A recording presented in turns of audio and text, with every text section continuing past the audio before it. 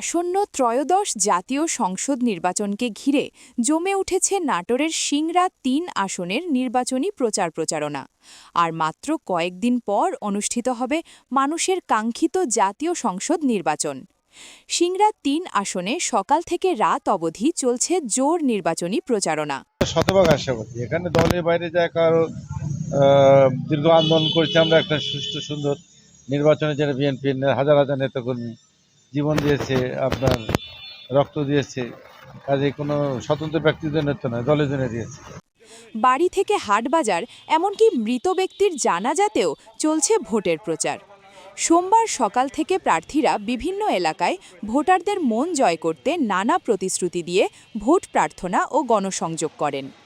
এ আসনে মোট প্রার্থী রয়েছেন ৫ জন। বিএনপি মনোনীত ধানের শীষ প্রতীকের প্রার্থী অধ্যাপক আনোয়ারুল ইসলাম আনুর সঙ্গে প্রতিদ্বন্দ্বিতা করছেন ঘোড়া প্রতীকের স্বতন্ত্র প্রার্থী ও জেলা বিএনপির বহিষ্কৃত যুগ্ম আহ্বায়ক দাউদার মাহমুদ। এছাড়া ১০ দলীয় জোটের এনসিপির প্রার্থী এসএম জার্জিস কাদির শাপলাকলির প্রার্থী, জাতীয় পার্টির প্রার্থী আশিক ইকবাল নাঙ্গল প্রতীকের এবং ইসলামী আন্দোলন বাংলাদেশের প্রার্থী খলিলুর রহমান হাতপাখা প্রতীকে এ আসনে প্রতিদ্বন্দ্বিতা করছেন। বিভিন্ন বাজারে মাঠে ঘাটে জনগণের মধ্যে আমরা যাচ্ছি, তো দিন দিন আমাদের লোকজন বেশ উজ্জীবিত হয়ে উঠতেছে।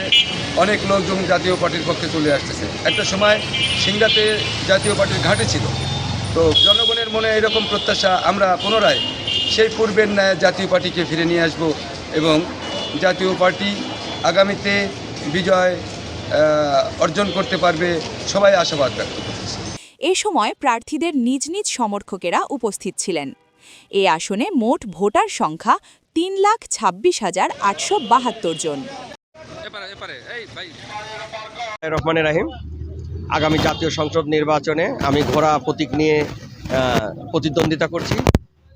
আগামী জাতীয় সংসদ নির্বাচনের পরিবেশ যদি সুষ্ঠু থাকে তবে আমি এখান থেকে জয়যুক্ত হব।